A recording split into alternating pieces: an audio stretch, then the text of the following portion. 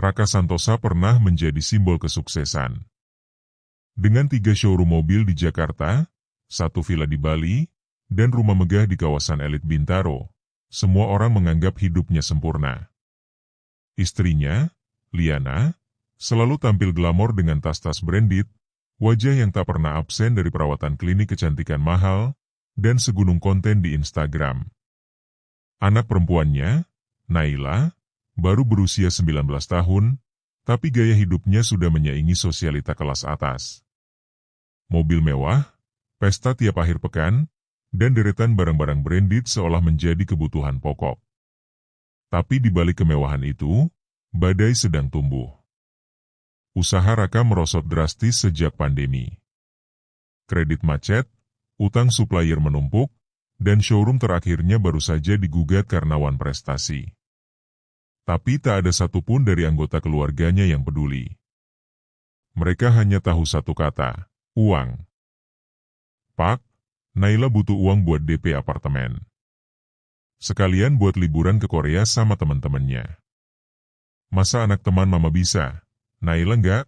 Keluh Liana dengan nada tinggi, mengenakan gaun sutra dan lipstik Chanel yang baru dibelinya.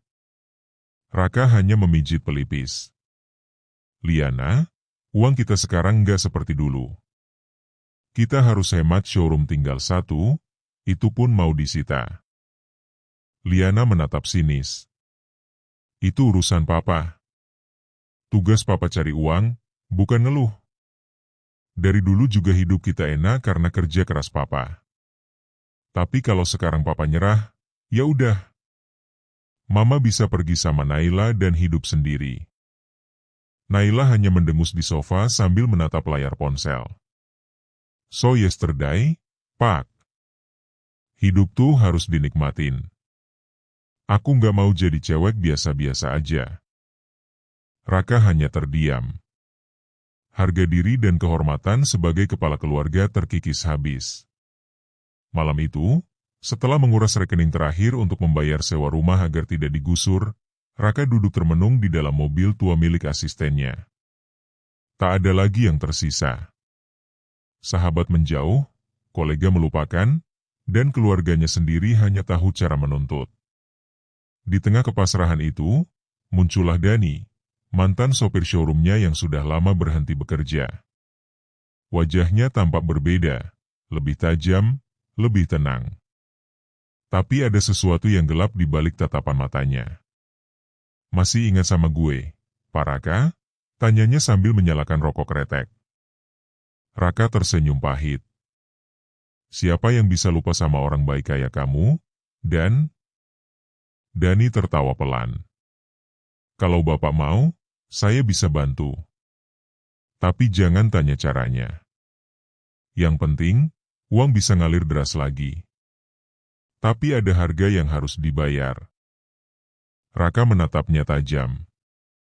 Pesugihan? Dani mengangguk pelan. Bukan yang kayak di film. Enggak langsung setan datang. Tapi ada ritual, ada tumbal. Bapak siap? Raka menelan ludah. Dalam kepala, terngiang wajah Liana yang mengancam akan pergi, dan Naila yang memanggilnya, so yesterday. Ia menatap langit malam yang tak berbintang. Aku akan pikirkan.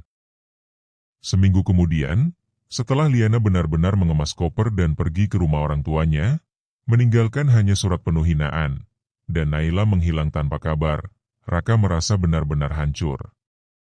Rumah nyaris disita, nomor-nomor debt collector tak henti menelpon. Dalam keputusasaan itu, ia menghubungi Dani kembali. Aku siap. Dani tersenyum tipis dan berkata, malam Jumat ini, jam 2 pagi. Kita ke Alas Lempuyang. Tapi ingat setelah ini, hidupmu takkan pernah sama. Langit malam itu gelap pekat. Awan menggantung rendah seolah menutup seluruh bintang. Udara di sekitar Alas Lempuyang terasa lebih dingin dari biasanya, meski tak ada angin yang berhembus. Pepohonan besar berdiri diam, namun suasananya membuat bulu kuduk berdiri. Raka datang mengenakan jaket lusuh, sepatu kotor, dan ransel kecil berisi sesajen yang sudah disiapkan oleh Dani. Bunga 7 rupa, darah ayam hitam, kemenyan, dan 1 helai pakaian Naila. "Kenapa harus ada pakaian anakku?" tanya Raka curiga. Dani hanya menjawab pendek, agar yang datang tahu apa yang paling berharga dalam hidup Bapak. Itu yang akan dijadikan tawar-menawar. Raka menelan ludah. Mereka berjalan masuk ke dalam hutan, mengikuti jalur tanah sempit yang hanya diterangi obor bambu. Sekitar 100 meter dari jalan utama, mereka tiba di sebuah pohon besar yang dilingkari kain hitam putih. Dani memberi isyarat agar Raka duduk bersila. Ia menaburkan bunga ke tanah, menyalakan kemenyan, dan mulai membaca mantra dalam bahasa Jawa kuno yang tidak dimengerti Raka. Suasana berubah drastis. Angin tiba-tiba berputar. Api dari obor bergetar. Dari balik kabut tipis, terdengar suara langkah bukan satu, tapi banyak. Raka menoleh, tak ada siapapun, tapi suara itu jelas. Tiba-tiba, bau busuk menyengat. Campuran bangkai dan darah. Raka ingin muntah, tapi Dani mencengkeram lengannya kuat. "Jangan takut. Kalau kamu takut sekarang, dia akan langsung mengambil semuanya." "Siapa dia?" "Makhluk yang menghuni pohon ini. Dia yang bisa memberimu kekayaan. Tapi dengan harga yang sepadan." Lalu muncul suara perempuan tua. Suara itu tak datang dari depan, tapi dari sekeliling mereka, seperti menggema dari dalam kepala. "Kenapa kau datang ke tempatku, manusia hina?" Raka merinding. Suara itu serak, dingin, namun jelas. Dani menunduk. Dia datang untuk meminta kemakmuran. Sebagai gantinya, dia akan memberi apapun yang kau minta. Makhluk itu tak langsung menjawab. Udara semakin menyesakan. Lalu, muncul bayangan samar perempuan tua berjubah hitam dengan rambut panjang acak-acakan dan mata merah menyala. Ia tidak berjalan, tapi melayang perlahan ke arah Raka. "Apa yang paling berharga bagimu, Raka Santosa?" "Anak saya," jawab Raka pelan. "Berani kau menjadikannya tumbal?" Raka tercekat. "Tidak. Tidak, saya hanya ingin dia bahagia. Saya rela menggantikan apapun asalkan Naila tidak menderita." Makhluk itu tertawa pelan, nadanya mengejek. "Kau manusia-manusia bodoh. Selalu datang padaku karena keinginan. Tapi tak siap dengan akibatnya." Lalu ia mendekat, menyentuh kepala Raka dengan jari kurus panjangnya. Seketika tubuh Raka gemetar hebat. Matanya memutih. Dalam pikirannya, ia melihat bayangan masa depan. Mobil mewah kembali, uang mengalir deras, Naila hidup seperti putri raja, Liana menangis ingin kembali padanya. Tapi bersamaan dengan itu, satu persatu orang di sekelilingnya meninggal misterius. Teman, tetangga, bahkan anak-anak kecil di sekitar rumah. Raka terjatuh, tubuhnya basah oleh keringat. Makhluk itu kembali bicara. "Kau akan mendapatkan semuanya. Tapi setiap bulan purnama, 1 nyawa harus diambil dari sekitarmu. Kalau kau melanggar, maka anakmu akan jadi milikku." Seketika itu, kemenyan padam, suara hutan kembali sunyi. Dani menarik napas lega.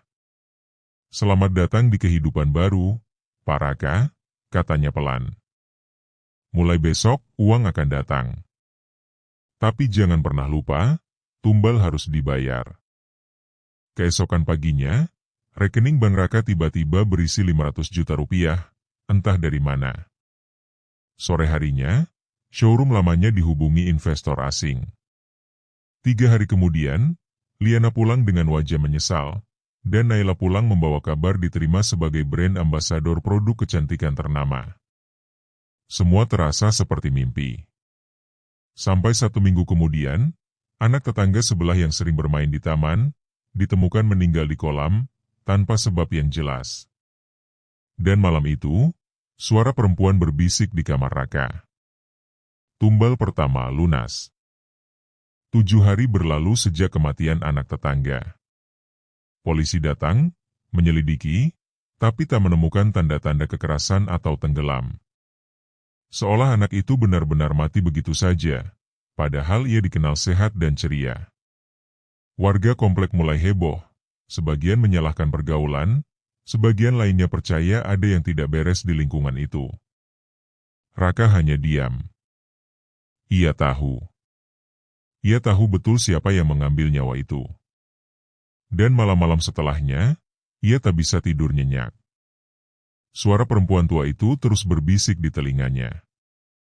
Tiap bulan purnama 1 nyawa. Jangan coba-coba mengingkari, Raka. Atau yang kau sayangi akan jadi milikku.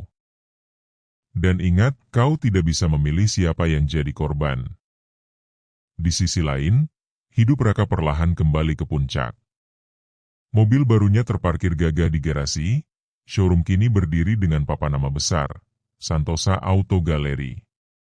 Iklan bisnisnya tayang di televisi lokal, bahkan undangan podcast bisnis pun mulai berdatangan. Liana berubah total. Wajah yang dulu sinis kini penuh pujian dan kelembutan, meski semua itu terasa palsu di mata Raka. Naila, dengan kehidupan barunya sebagai selebgram, seolah tidak menyadari apapun. Ia kembali dengan koper berisi barang mahal, pengikut bertambah ribuan tiap hari, dan undangan kerja sama tak henti mengalir. Namun di balik semua itu, bayang-bayang gelap terus menghantui. Malam purnama kedua datang. Raka duduk di ruang kerjanya, lampu sengaja dimatikan. Di luar, langit bersih, bulat sempurna sang bulan menggantung, seolah mengawasi dari atas. Detik demi detik berlalu dengan degupan jantung yang tak karuan. Lalu telepon berdering. Suara Dani di seberang. Sudah terjadi lagi. Anak penjaga showroom, yang dulu bantu bersihin mobil, baru ditemukan mati di kamar mandi, pendarahan otak katanya. Raka menggertakkan gigi, menahan amarah dan rasa bersalah. Ia tak tahu siapa yang akan jadi korban berikutnya. Ia bahkan tak bisa mengendalikan apa-apa. Berapa lama ini akan terus berjalan, dan suaranya berat. Selama kau masih ingin tetap kaya. Kalau ingin berhenti, silakan temui dia lagi. Tapi siap menukar nyawa Naila atau Liana sebagai gantinya. Raka menutup telepon. Tangannya gemetar. Ia menatap foto keluarga di atas meja, saat semuanya masih sederhana, tanpa rumah mewah, tanpa gaya hidup gila. Tapi saat itu, mereka tampak bahagia. Hari demi hari, ketakutan tumbuh menjadi teror. Raka mulai menarik diri. Ia bicara lebih sedikit, matanya sayu, dan tubuhnya lebih kurus. Bahkan Liana mulai bertanya-tanya. Raka, kamu kenapa sih sekarang? Kaya? Iya. Tapi kamu kayak hidup di neraka. Raka hanya memandangi istrinya itu. Ingin bicara, tapi tahu takkan ada gunanya. Sampai suatu malam, sesuatu yang tak pernah ia bayangkan terjadi. Naila pulang dalam keadaan panik. Tangannya gemetar, wajahnya pucat. Papa, temanku. Anggi, tadi siang ketawa-ketawa di kafe, malamnya mati. Serangan jantung katanya. Tapi dia sehat, Pak. Aku bahkan video call sama dia sejam sebelum kejadian. Raka tercekat. Naila menangis, menyandarkan kepala di bahunya. Aku takut kenapa semua orang di sekitarku akhir-akhir ini. Raka memeluk anaknya erat-erat. Tubuhnya mulai gemetar. Makhluk itu mulai mendekati orang-orang yang lebih dekat. Kalau ia tak segera melakukan sesuatu, giliran berikutnya bisa jadi Naila sendiri. Malam berikutnya, Raka kembali menghubungi Dani. Aku mau ke alas lempuyang lagi. Dani terdiam cukup lama. Kau yakin? Sekali kau minta berhenti, kau harus bayar lunas. Nyawa seharga seluruh kekayaan yang kau nikmati. Raka menarik napas panjang. Aku akan pilih orang lain. Bukan keluargaku. Aku tahu siapa yang pantas jadi tumbal berikutnya.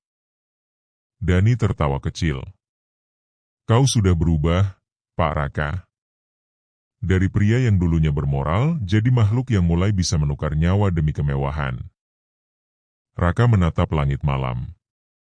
Kalau dunia ini hanya bisa dimenangkan dengan darah, biarlah darah orang-orang yang dulu membuatku jatuh yang aku korbankan. Alas lempuyang kembali sunyi malam itu. Angin mendesis seperti bisikan roh-roh penasaran yang menunggu keputusan. Kali ini Raka datang sendiri, tanpa Dani.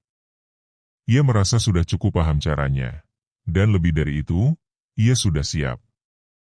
Siap menjadi penentu nasib manusia.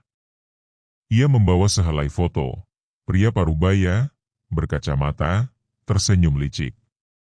Orang itu bernama Wahyu Darmawan, mantan partner bisnisnya, yang dulu mengkhianatinya, menjual data klien, dan kabur bersama ratusan juta rupiah dari perusahaan. Ambillah dia, bisik Raka saat menaburkan bunga ke tanah basah di bawah pohon keramat itu. Dulu dia hancurkan hidupku. Biarlah sekarang dia yang jadi harga dari semua ini. Bayangan perempuan tua bermata merah muncul samar di balik kabut tipis. Kali ini wajahnya lebih dekat, lebih nyata, bahkan terlihat seperti manusia jika saja tak ada belatung di pelipis dan lehernya yang tampak terpotong. Sudah mulai kau mencicipi kekuasaan, ya? Kau pikir bisa mengarahkan kematian seperti membalik kain? Raka mengangguk. Kalau harus ada tumbal, biar aku yang pilih. Jangan ambil orang-orang yang tak bersalah. Jangan dekat-dekat anakku. Makhluk itu menyeringai. Baik, Raka. Sekali ini saja. Tapi ingat kau makin dalam. Dan jalan keluar hanya satu, mati.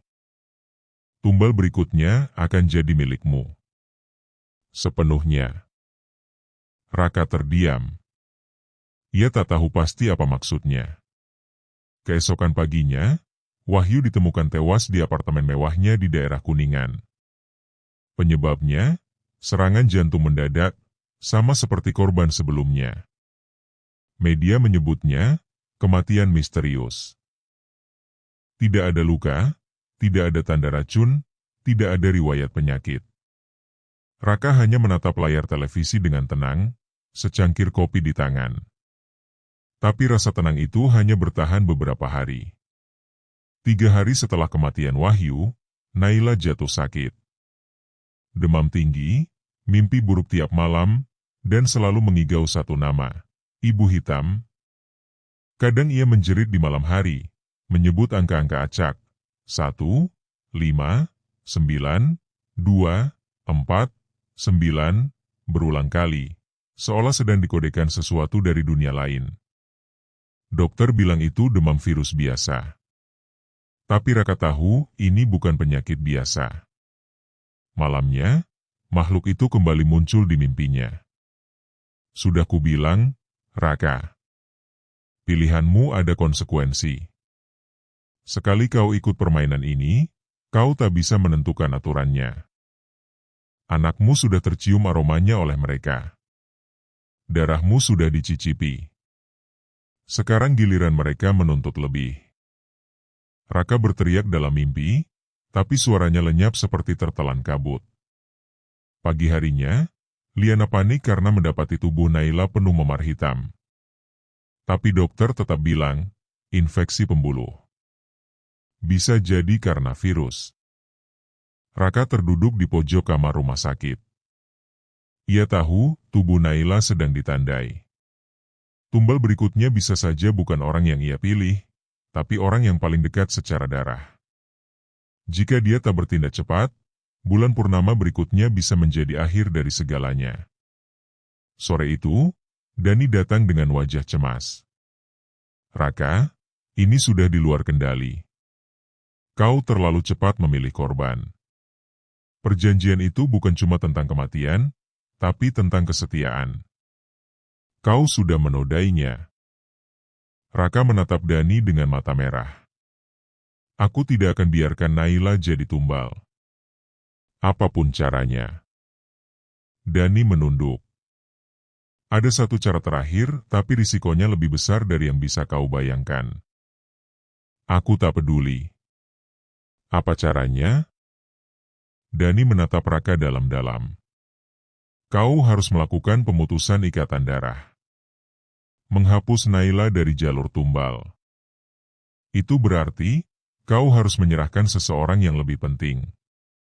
Bukan karena dendam. Tapi karena cinta. Raka membeku. Orang yang paling ia cintai sekarang adalah Naila. Tapi jika harus melindunginya, mungkin satu-satunya pilihan adalah Liana. Malam itu, kamar rumah sakit berubah menjadi ruang penuh kecemasan. Di tempat tidur, Naila menggigil, matanya terpejam, namun wajahnya tampak menderita. Infus sudah diganti 2 kali. Tubuhnya semakin lemah. Wajah cantiknya seperti dikuras warna, pucat, nyaris seperti mayat. Liana duduk di sebelahnya, sesekali menyeka keringat dari dahi anaknya sambil menangis pelan. Raka berdiri di jendela, menatap bulan yang belum sempurna purnama, tapi mendekati. Ia tahu, ia hanya punya waktu 2 hari. 2 hari untuk memutus lingkaran kutukan ini, atau kehilangan Naila selamanya. Pikirannya kembali pada kata-kata Dani. Menghapus ikatan darah dengan menyerahkan cinta terdalam. Cinta terdalam. Liana. Meski mereka sering bertengkar, meski Liana sempat pergi dan meninggalkannya saat terpuruk, Raka sadar, cinta pertama dan satu-satunya yang menemaninya sejak nol adalah istrinya itu. Tidak ada yang mengenal sisi lemah dan ambisinya sedalam Liana. Menumbalkan Liana adalah sama saja dengan menumbalkan setengah jiwanya. Tapi pilihan itu kini satu-satunya cara untuk menyelamatkan anak mereka. Esok harinya, Raka mengajak Liana bicara 4 mata. Kamu sayang Naila, kan? Tanya Raka lirih. Liana mengangguk. Dia segalanya buatku. Kenapa kamu nanya kayak gitu? Raka menggenggam tangan istrinya. Kalau kamu tahu ada sesuatu yang bisa menyelamatkan Naila, tapi harus ada yang dikorbankan, kamu rela? Liana menatapnya, bingung. Maksud kamu? Biaya pengobatan? Atau apa? Raka, kamu ngigau? Kalau yang harus dikorbankan itu, kamu sendiri? Liana menegang. Apa maksud kamu? Raka tak bisa menahan air matanya. Ia memeluk Liana, erat, lama. Maaf, aku terlalu cinta sama anak kita. Aku gak bisa kehilangannya. Aku rela kehilangan semua asal dia tetap hidup. Liana mendorong tubuh Raka, wajahnya ketakutan. Kamu udah gila. Kamu ngapain sebenarnya selama ini? Apa ini semua pesugihan? Raka tak menjawab. Ia menunduk. Diamnya adalah pengakuan. Liana mundur beberapa langkah. Kamu udah jual hidup kita ke setan? Demi uang? Demi hidup mewah? Kamu tega narik aku juga? Bukan itu niatku, suara Raka gemetar. Tapi ini satu-satunya cara. Liana menangis. Ia berteriak, histeris, memukul dada Raka. Kamu pembunuh. Kamu lebih jahat dari orang yang pernah bikin kita jatuh. Kamu tega jual istrimu sendiri. Raka membiarkan pukulan itu. Ia tahu, semua ini salahnya. Malam purnama tiba. Raka memaksa Liana ikut dengannya ke alas lempuyang. Liana menolak, berteriak, namun tubuhnya lemas karena shock dan kelelahan. Dengan bantuan Dani, mereka menyeretnya dalam kondisi setengah sadar. Di bawah pohon keramat, Raka meletakkan sehelai pakaian Liana, potongan rambut, dan foto keluarga mereka. Makhluk itu muncul, kali ini lebih menyeramkan dari sebelumnya. Seluruh tubuhnya dipenuhi akar-akar hidup, dan mulutnya dipenuhi gigi kecil-kecil seperti serangga. Kau sudah memilih? Raka menunduk. Ya, ambil dia. Tapi biarkan anakku hidup. Jangan sentuh Naila lagi. Makhluk itu mendekat ke arah Liana yang menangis dan meronta. Cinta sejati memang paling manis untuk dikunyah. Tumbal diterima. Kutukan dipindahkan. Liana menjerit, tubuhnya kejang-kejang hebat. Suhu di sekeliling langsung berubah, tanah bergetar. Dani bahkan sempat tersungkur. Makhluk itu menyatu dengan tubuh Liana selama beberapa detik, lalu menghilang dalam ledakan asap hitam yang busuk. Raka berlari ke arah istrinya yang terkapar. Liana. Liana. Matanya terbuka, namun kosong. Liana masih hidup, tapi tubuhnya lumpuh, dan pikirannya seperti anak kecil. Ia hanya bisa tersenyum tanpa arti, mengoceh tak jelas sambil memainkan ujung bajunya. Dapatkah kamu lihat bunga warna merah? Lucu ya, kucingnya bisa terbang. Liana, wanita kuat yang dulu menemaninya naik turun hidup, kini hanya tinggal cangkang jiwa. Makhluk itu tidak membunuh, tapi menghancurkan dari dalam. Beberapa hari kemudian, Naila sembuh total. Tanpa bekas sakit. Sehat, bugar, dan lebih ceria dari sebelumnya. Tapi ia mulai merasa kehilangan, merasa ibunya berubah. Tidak lagi bisa diajak bicara. Tidak lagi mengenal siapapun. Dan Raka. Kini duduk sendiri di tepi ranjang rumah mereka, memandangi istri yang setiap malam tertawa sendiri melihat bayangan. Dani sempat datang terakhir kalinya, hanya berkata satu hal. Selamat. Kamu menang. Tapi kamu juga kehilangan harga yang lebih mahal dari apapun. Dan Raka tahu. Ia telah menjual jiwanya demi kemewahan dan keluarga. Tapi yang ia miliki sekarang bukan keluarga. Hanya serpihan jiwa-jiwa yang dikorbankannya sendiri. 3 bulan telah berlalu sejak malam tumbal itu. Rumah mewah yang dulunya penuh tawa kini berubah menjadi museum bisu yang dingin. Liana masih hidup, tapi jiwanya tak pernah kembali. Tiap hari ia duduk di kursi rotan sambil bernyanyi lagu masa kecil, kadang tertawa sendiri sambil memeluk boneka, seperti anak usia 5 tahun. Naila telah kembali sehat. Ia kembali sekolah, tapi selalu merasa ada yang salah. Ibunya tak mengenalnya lagi. Ayahnya jarang tersenyum. Rumah itu terasa seperti dihantui. Bukan oleh hantu, tapi oleh rasa bersalah yang begitu tebal hingga nyaris bisa dihirup. Raka mencoba hidup seperti biasa. Uang masuk seperti air. Proyek demi proyek lancar. Bahkan ia masuk daftar 100 pengusaha muda sukses versi majalah bisnis ternama. Tapi tiap malam, ia dihantui oleh suara. Bukan suara makhluk dari hutan. Tapi suara Liana saat menangis, saat memohon, saat memaki. Dan juga tawa makhluk itu, yang kini tak muncul lagi secara nyata, tapi hadir dalam tiap bisikan angin. Suatu pagi, Raka bangun lebih awal. Liana masih tertidur dengan senyum kosong. Di dapur, Naila sedang sarapan sendirian. Ayah, katanya pelan. Ya, sayang. Aku suka lihat mama sekarang. Dia kayak anak-anak. Aku bisa ajak main. Tapi, aku juga sedih. Karena aku tahu ini salah. Raka menatap putrinya. Salah gimana maksudnya? Naila menunduk. Malam itu, aku dengar semuanya. Aku nggak tidur. Aku dengar ayah bilang, ambillah dia. Jantung Raka berhenti berdetak sejenak.